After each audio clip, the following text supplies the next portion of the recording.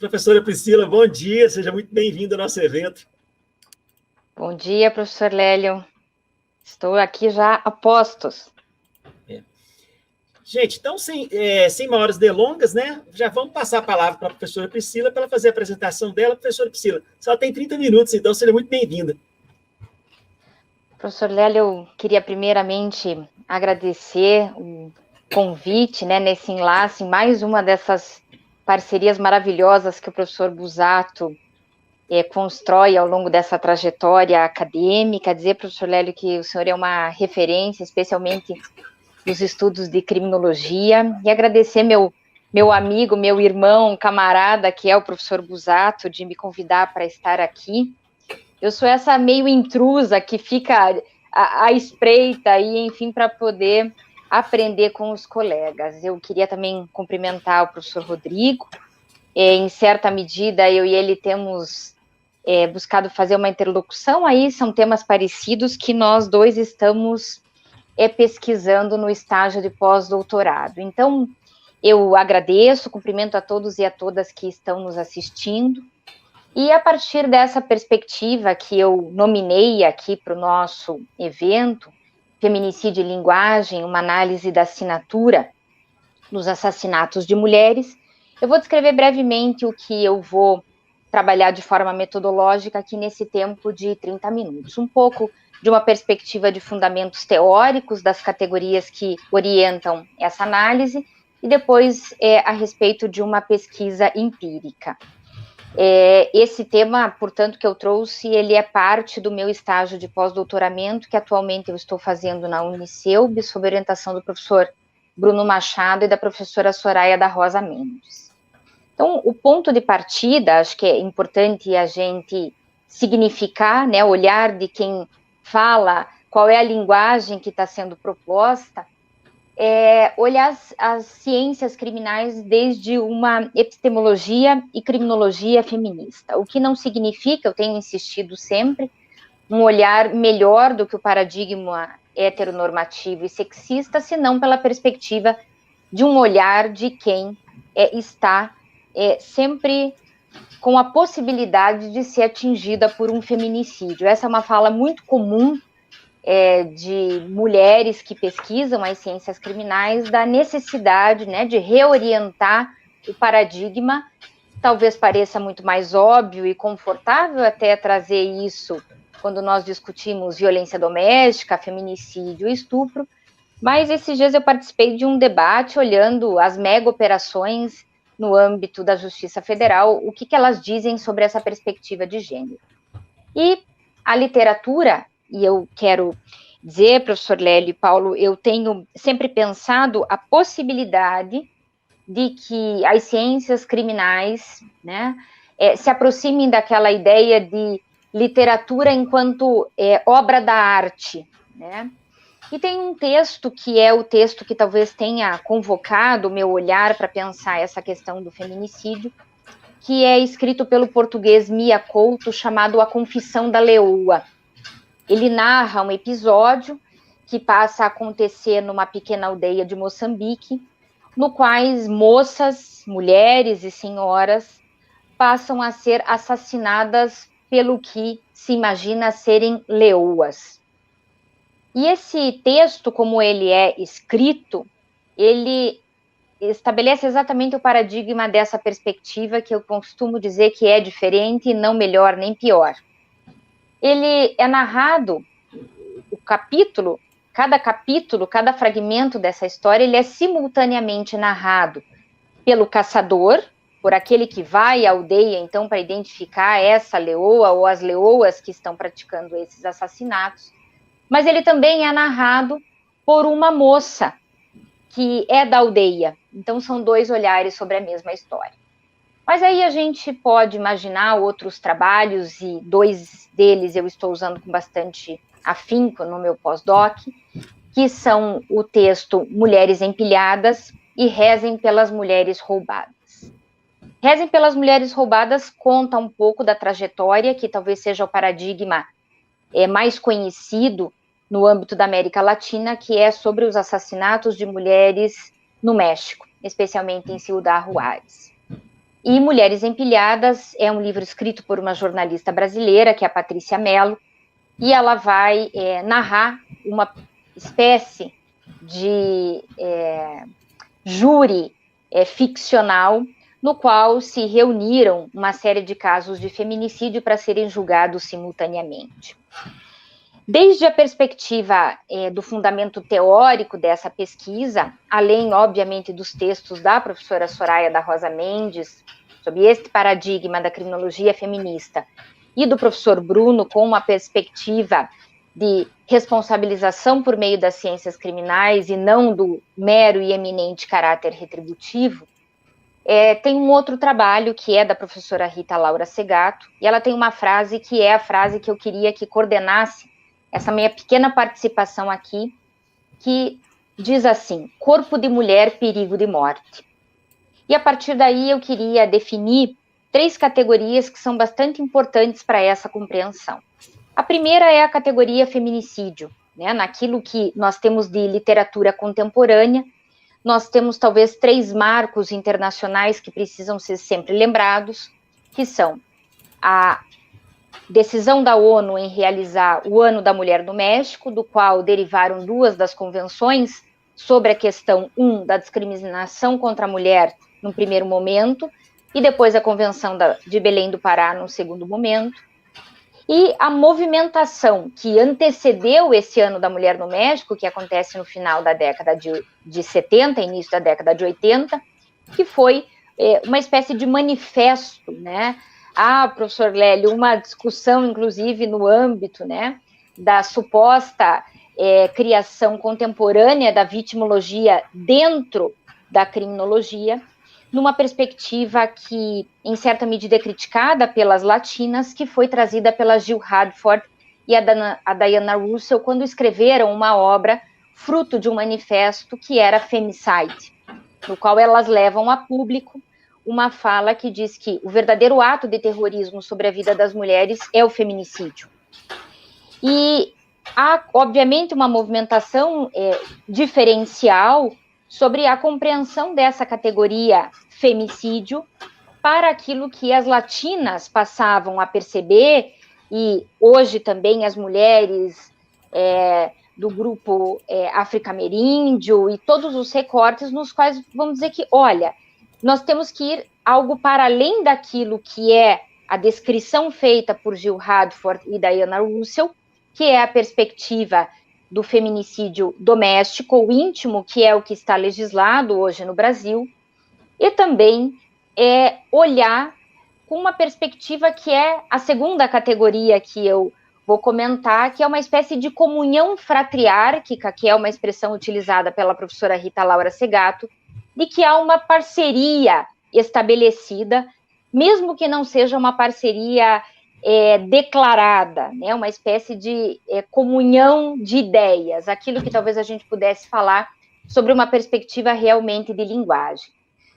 Mas a terceira questão que eu queria trazer, então, além das convenções, além da manifestação da Jill Radford e da Diana Russell, é a posição da Marcela Lagarde, enquanto ocupante de uma cadeira do parlamento, como deputada federal no México, e ela vai dizer, olha, nós precisamos olhar isso a partir de uma perspectiva que nós vamos chamar, então, de feminicídio, que é a condição de ser assassinada pelo fato de ser mulher.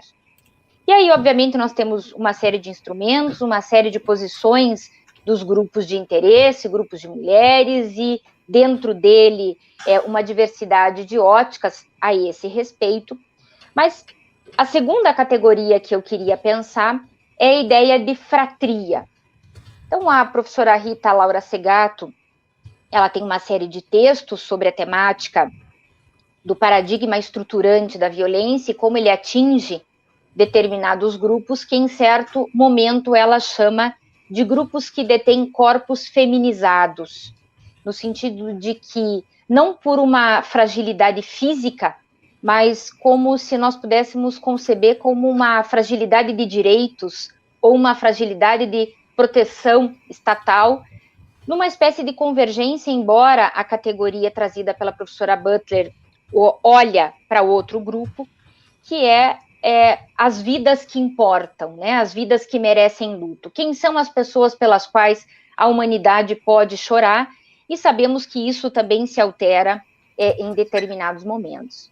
Essa categoria fratria, trazida pela professora Rita Segato, estabelece, então, uma espécie de comunhão de linguagem, né? Nós sabemos que a linguagem aparece como um elemento da cultura, e parte dessa construção vem num trabalho da professora Rita Laura Segato chamado Estruturas Elementares da Violência, tentando contrapor no paradigma heteronormativo as estruturas elementares do parentesco, que em certa medida organizou uma grande parte de estudos da antropologia no Ocidente. E essa fratria, essa comunhão fratriárquica vai dizer que os assassinatos e as violências contra as mulheres, a professora Rita trabalha no momento com o feminicídio, em outro momento com o estupro, ela se apresenta em 2 níveis de comunicação. Primeiro nível, que ela chama de comunicação horizontal, que é o assassinato de mulheres estabelece uma mensagem entre os seus autores a partir dos seus pares, ou seja, nós nos comunicamos entre nós para dizer que esse fato é possível, é aceito e, não raro, incentivado. A outra possibilidade dessa comunicação fratriárquica é uma comunicação vertical.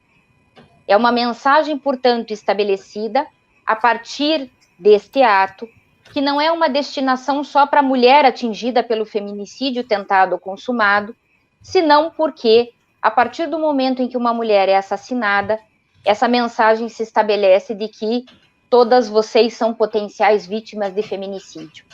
Aí há uma conexão entre o que essa professora Rita fala com aquela proposta da Jill Radford e da Diana Russell, no sentido de que, rigorosamente, as mulheres vivem em um permanente estado de atenção, ou seja, todas podemos a qualquer momento morrer. E vem desse trabalho também da professora Rita, mas nós já temos leituras de pesquisadoras brasileiras, dentre as quais a professora Vânia Pazinato, a Estela Meneghel, com olhares distintos, olhares que não estão fixados apenas na perspectiva das ciências jurídicas, nem a própria professora Rita é alguém das ciências jurídicas, é uma antropóloga, a ideia de assinatura, ou seja, essa é, então, uma mensagem, e essa assinatura se dá a partir de vários signos da linguagem. E eu elegi, para trabalhar na minha pesquisa de doutoramento, 3 desses signos: os cenários da ocorrência dos feminicídios, as lesões que são praticadas nas mulheres e as armas que são utilizadas para tanto, e as características de autores e de vítimas. Então, eu, durante o ano passado, fui coordenadora da Coordenadoria da Mulher em Situação de Violência Doméstica e Familiar aqui no Tribunal de Justiça, e com a equipe eu construí um formulário a partir de pesquisas acadêmicas, também de 2 instrumentos do CNJ, para dimensionar uma amostra que pudesse nos dar um panorama do que é o feminicídio. Essa amostra já foi concluída, inclusive nós já publicamos um trabalho chamado Dossiê Feminicídio, e ela visa responder uma pergunta, que é uma pergunta que eu estudei a partir de 2 trabalhos publicados em revistas de criminologia do Peru e da Colômbia, que traziam uma pergunta sobre se é possível predizer um feminicídio, ou seja, nós temos alguns steps, nós temos alguns passos que dizem que nós estamos na iminência de um feminicídio, e parece que sim, né? Infelizmente, parece que sim. Então, nós elegemos uma amostra de todos os casos de feminicídio que tinham tramitado nos anos iniciados de 9 de março de 2015 a 9 de março de 2020, a partir, então, da aprovação da lei do feminicídio. Ontem nós tivemos uma nova proposta de alteração aprovada no primeiro momento pela Câmara, e essa amostra nos trouxe 541 processos de feminicídio, assim categorizados de acordo com o glossário do CNJ. Desses 541 processos, que eram todos processos que não estavam sob sigilo ou segredo de justiça, nós extraímos uma amostra de 55%, porque a partir de dados de pesquisa empírica, parecia indicar, por outros estudos que já temos publicados, de que estamos diante do que a gente chama de uma amostra por saturação, ou seja, a partir de determinado momento, em determinados dados podemos localizar questões diferenciais, mas há, né, a possibilidade de que não. Essa amostra não tem nenhuma pretensão absoluta, ela não procurou identificar casos em espécie, então eles não estão mapeados ali por comarca, por evento, de modo que, obviamente, também não se identificasse nenhuma situação para, inclusive, não oferecer nenhum tipo de pré-julgamento. Ficamos com 302 casos e dispensamos 2 nos quais a autoria era de mulheres. O que sobrou dessa amostra? Em relação aos cenários, a gente percebe um predomínio muito significativo da casa como o lugar onde ele acontece. Não só a casa da vítima, mas uma casa, no sentido de residência, do autor, da vítima, de algum parente. E os cenários que desembocam para um externo, jardim, quintal, enfim, eles também estão mediados pela casa. Eu vou deixar isso em suspenso para as minhas conclusões, para falar, então, o que não está, né, o feminicídio que acontece essencialmente na rua. Poucos deles aconteciam em local de trabalho ou num espaço público, como um restaurante, enfim, mas a casa é o lugar de centralidade. Mas dentro dessa casa, não é apenas num único ambiente. Então, a gente vai dizer, é claro, estamos falando de um assassinato ou uma tentativa, que haja sangue, haja, enfim.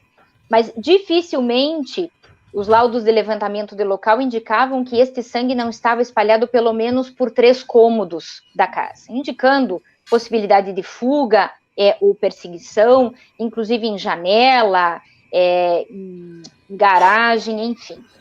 A segunda questão que nós analisamos foram as lesões produzidas, né? Aonde se concentra a maioria das lesões produzidas em casos de feminicídio.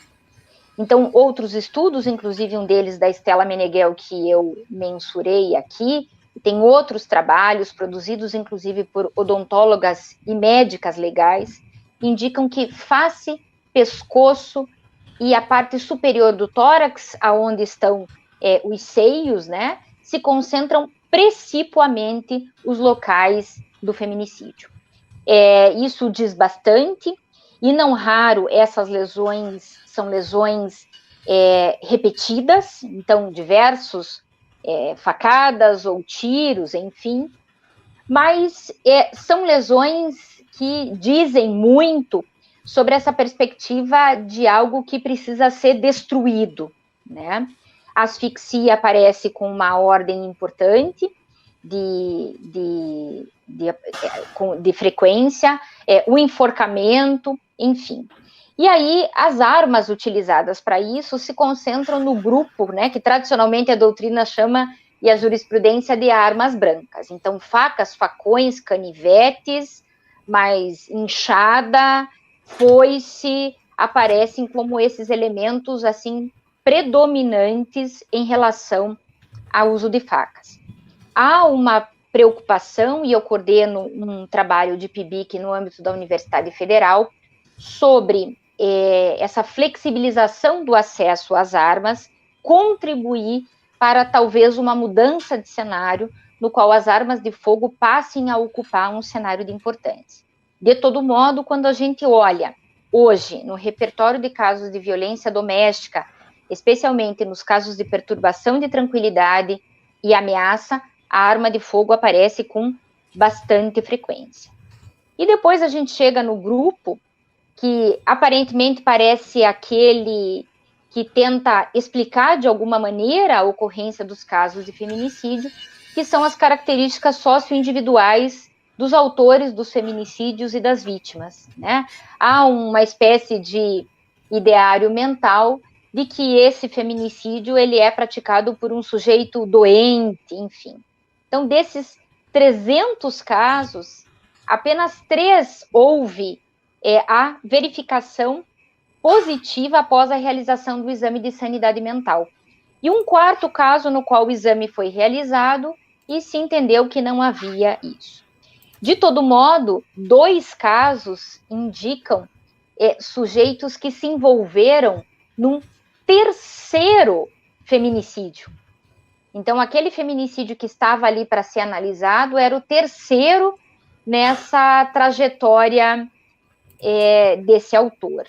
Mas, no geral, a gente pode dizer que o feminicídio ele é praticado pelo homem comum, né? Eu digo pelo nosso vizinho, pelo amigo, colega de trabalho, enfim, e não tem nenhuma característica diferencial. As profissões são mais diversas, nós percebemos que a amostra, em comparação com os outros casos, indica uma melhor escolaridade, emprego formal, e claro que a chave também leva em conta 2 vetores que aparecem nessa análise, que são a questão de classe e a questão de racialidade, né, por conta dos melhores ou piores acesso, né, às políticas públicas, escolaridade e emprego formal.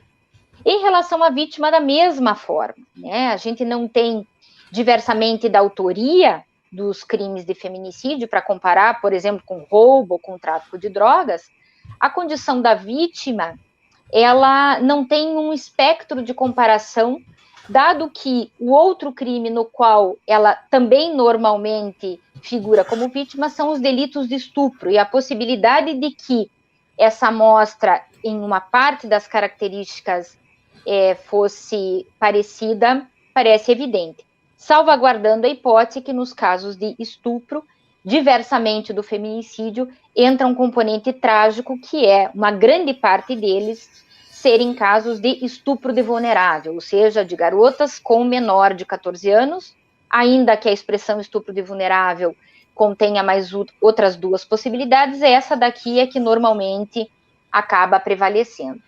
Mas em relação às características da vítima, nós vemos uma idade diversa, assim como dos autores, né? Os autores não raros se concentram naqueles 71% que está detido por furto, roubo e tráfico, se nós fôssemos comparar homens bastante jovens, enfim.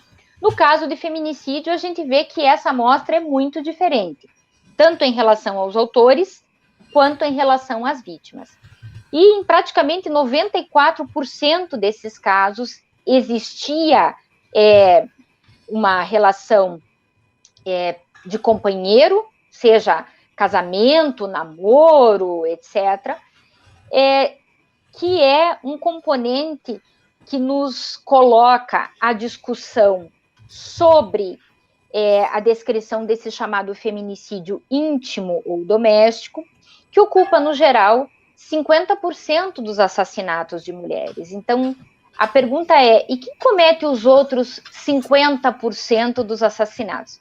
Vou deixar essa questão em suspenso aqui para as minhas conclusões. O que é interessante para a gente fazer a leitura dessa ideia de fratria, ou seja, desse poder estabelecido, seja para quem defende que a categoria que melhor lê isso é a categoria do patriarcado, ou a categoria da dominação masculina, há um embate entre as teóricas sobre o que define, é o fato de que temos, né, casos de feminicídio acontecidos entre pessoas que estavam há 3 meses namorando, até casos, e isso chama bastante atenção, de um feminicídio acontecido de um casal que já tinha 38 anos de casamento. E uma das motivações, né, narradas nesse caso era porque a mulher passaria a ter ido sozinha à igreja. Então, percebemos que dentre os mais jovens, até pessoas de uma certa idade, a gente costuma dizer, o machismo é coisa da geração passada, etc. Também há uma espécie de performance dessa masculinidade hegemônica, ou chamada também de masculinidade tóxica, que ainda está performada por pessoas muito jovens, né? Num outro trabalho que eu coordenei, inclusive numa orientação de mestrado, e que também publicamos uma versão teórica e uma prática, nós estudamos, né, o que são os discursos dos autores de violência, dizendo, não, mas ela não fez a minha janta, não, ela estava de saia curta, ela não me queria mais, e em grande medida, estes casos poderiam ser resolvidos por aquilo que uma parte das teorias da psicologia chama de síndrome de Otelo. Então, fechando essa amostra, eu poderia dizer que os casos que estão judicializados, na sua grande parte, respondem pelo inciso 1 do artigo 121, parágrafo 6º, né, que traz a categoria, inciso 6º, perdão, traz a categoria do feminicídio. Aonde estão esses outros 50%? Será que nós também podemos falar numa assinatura? É o que eu estou concluindo agora com 2 pesquisadoras na Universidade Federal, os feminicídios praticados por facções criminosas, os feminicídio, o transfeminicídio, o feminicídio negro e o lesbocídio, que ocupam, não raro, infelizmente, mesmo nos debates feministas, também, em certa medida, brancos, acadêmicos e hegemônicos, uma perspectiva de obscurecência sobre grupos de mulheres que não se enquadram naquele hábito mental da figura da mulher honesta que era desenhada pelo Código Penal inicialmente. Aquela mulher que é tida pelo discurso, pela lei, pelo sistema de justiça como uma vítima ideal. Então, se nós temos uma análise que converge naquilo que acontece em termos de amostra com a perspectiva legislativa, nós temos um desafio para pensar, e esse desafio talvez seja pelo fato de que há uma caminhada ainda importante por uma formação em perspectiva de gênero de quem atua no sistema de justiça. Nós aqui no Paraná estamos terminando de construir um formulário estadual sobre a investigação de casos de feminicídio, sobre a perícia que é feita no corpo dessa mulher, sobre a coleta de dados que é feita quando ela acontece, mas especialmente em relação à interpretação do inciso 2, que é trazido por esse parágrafo 6º, que vai interpretar, que é a perspectiva da discriminação, né? Nós temos muitos dados para pensar, e dessa amostra que eu comentei de 300 casos, apenas 18 tinham, além do inciso 1, que era situação anterior de violência doméstica e familiar contra a mulher, a hipótese de discriminação. E talvez tenham sido assim configurados porque realmente a descrição do fato, que eu me permito não fazer aqui para não identificar, ela realmente demonstrava, um elevado grau de crueldade, hipóteses de ocultação de cadáver bastante emblemática. 2 casos desses tinham, além do feminicídio cometido contra a mulher, contra outras mulheres, né, que estavam na cena do crime, e outros que, numa expressão jurisprudencial, nós poderíamos chamar de requintes de crueldade, que daí são signos que eu realmente me permito não comentar, porque seriam muito distintos e talvez passíveis de indicar quaisquer desses casos. Era isso que eu queria refletir aqui, muito mais tentando pensar sobre esse meu relatório, né, e as perspectivas do estágio de pós-doutorado, agradecendo mais uma vez o convite do meu querido amigo Paulo Busato e a possibilidade de participar dessa parceria junto ao professor Lélio Braga Calhau. Eu acho que passei só 1 minuto aqui do meu tempo, então peço desculpas por isso. Senhora, como sempre, muito elegante. Professora Priscila, muito obrigado. Esperamos trazer a senhora aqui após a pandemia, aqui no Ministério Público de Minas, tá bom? E nas nossas faculdades. Mas aqui em Belo Horizonte. Será um prazer. Esse tema é um tema muito nuclear para a sociedade na atualidade. Passa a palavra para o nosso presidente, professor Paulo Busato. Ok. Só me resta agradecer a professora Priscila. A professora Priscila é uma amiga muito querida, é uma irmã, como ela disse. A gente tem uma trajetória já bem antiga de trabalho juntos, de pesquisas juntos. Ela faz parte do núcleo de pesquisas da Universidade Federal, a gente partilha, ela tem iniciativas e linhas de pesquisa próprias dentro desse grupo, né? Uma profissional muito destacada no âmbito da magistratura paranaense, no âmbito acadêmico também, é uma referência para todos nós e sempre é um privilégio ouvi-la, não é? Esperamos que isso promova uma multiplicação. A gente sabe muito bem que a professora Priscila não tem tempo, eu queria agradecer muito a dispensar esse tempo para a gente, e além disso, a professora Priscila, inclusive, é um momento difícil para ela, porque ela passa por várias turbulências aí, a gente sabe, mas ela ainda assim achou espaço e achou a tranquilidade e equilíbrio suficiente para nos brindar com essa brilhante exposição. Muito obrigado, querida Priscila. Obrigada, Paulo. O teu convite para mim é sempre uma convocação. Você sabe, professor Lélio, que eu tenho uma conta corrente com o Paulo, na qual eu sou eterna devedora, então eu sempre estou à disposição aqui.